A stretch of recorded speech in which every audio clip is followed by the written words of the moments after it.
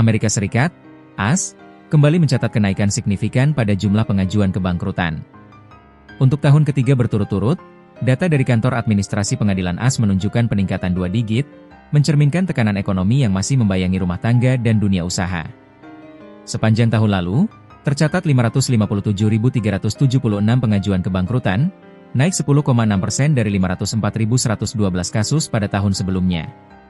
Lonjakan ini terjadi setelah 1 dekade tren penurunan, dan memperkuat sinyal bahwa pemulihan ekonomi pasca pandemi belum sepenuhnya stabil.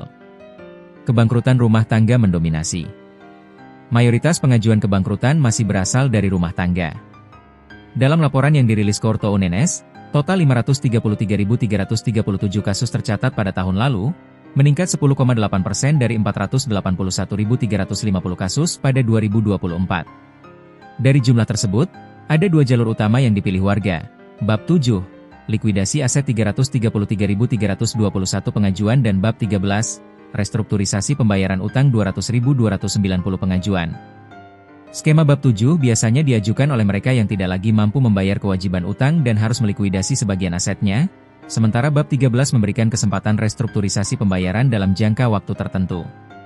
Menurut para pengamat, kenaikan ini menunjukkan bahwa tekanan finansial dialami oleh kelompok yang sebelumnya masih mampu bertahan selama periode pandemi, termasuk karena adanya bantuan fiskal pemerintah. Seiring berkurangnya bantuan tersebut, tekanan ekonomi kini lebih terasa bagi sebagian besar keluarga. Bisnis besar turut tumbang. Tren kenaikan kebangkrutan juga terjadi pada sektor bisnis. Tahun lalu, 24.039 perusahaan dinyatakan bangkrut, naik 5,6% dari 22.762 kasus pada periode sebelumnya. Sejumlah nama besar masuk daftar tersebut, termasuk Rite Aid, Joan, Forever 21, Hooters dan layanan genetik 23 andMe. Gugurnya perusahaan besar mencerminkan bahwa tekanan ekonomi tidak hanya menimpa usaha kecil, tetapi juga perusahaan mapan yang menghadapi tantangan operasional, penurunan permintaan, maupun beban utang tinggi. Analisis, tekanan ekonomi jadi pemicu utama. Direktur Eksekutif American Bankruptcy Institute, ABI, Amy Quackenbos, menjelaskan bahwa kondisi ekonomi makro memainkan peran besar dalam meningkatnya pengajuan kebangkrutan.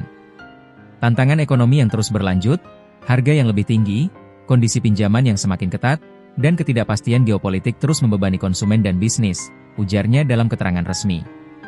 Menurut Quackenbos, kebangkrutan justru merupakan mekanisme penting bagi pemulihan finansial. Proses ini memberikan ruang bagi individu maupun perusahaan untuk memulai kembali setelah terbebani utang dalam jangka panjang. Kebangkrutan tetap menjadi alat yang diperlukan untuk membantu keluarga dan bisnis memulai awal baru, tambahnya. Perspektif akademis, kebangkrutan bukan keputusan mendadak. Asisten Profesor Hukum University of Michigan, Belisa Pang, menekankan bahwa tren kebangkrutan tidak dapat dipahami sebagai respons terhadap peristiwa jangka pendek. Ia menilai, mayoritas pengajuan merupakan hasil akumulasi masalah finansial selama bertahun-tahun. Ini bukan respons atas apa yang terjadi kemarin, melainkan akumulasi masalah bertahun-tahun, kata Pang. Ia juga mengingatkan bahwa masih banyak warga yang sebenarnya pantas atau layak mengajukan kebangkrutan, tetapi tidak melakukannya. Hambatan seperti biaya hukum, stigma sosial, atau ketakutan kehilangan aset membuat sebagian masyarakat enggan mengambil langkah itu. Banyak orang yang menderita tampaknya tidak mengajukan kebangkrutan. Kami belum tahu penyebab pastinya, ujarnya. Fenomena ini menjadi perhatian para peneliti, karena menandakan adanya ketimpangan akses terhadap layanan hukum dan bantuan finansial bagi masyarakat berpenghasilan rendah. Tren jangka panjang, masih di bawah level pra-pandemi. Walaupun jumlah kebangkrutan naik dalam 3 tahun terakhir, angkanya masih jauh di bawah level sebelum pandemi. Pada 2005, misalnya, lebih dari 2 juta individu dan bisnis menyatakan bangkrut, seiring perubahan regulasi kebangkrutan kala itu. Setelah itu, jumlah pengajuan terus menurun, terutama sepanjang 2010-2022.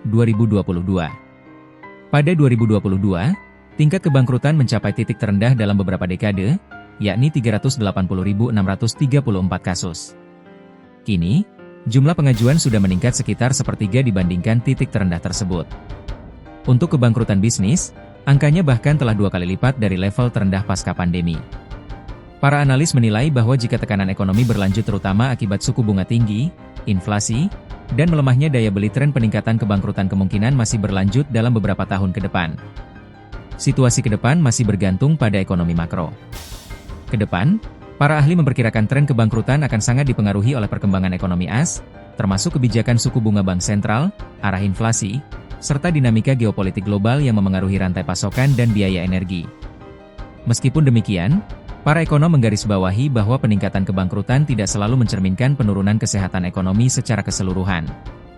Dalam sistem ekonomi modern, kebangkrutan justru menjadi bagian dari siklus bisnis, memungkinkan restrukturisasi dan pengelolaan ulang sumber daya.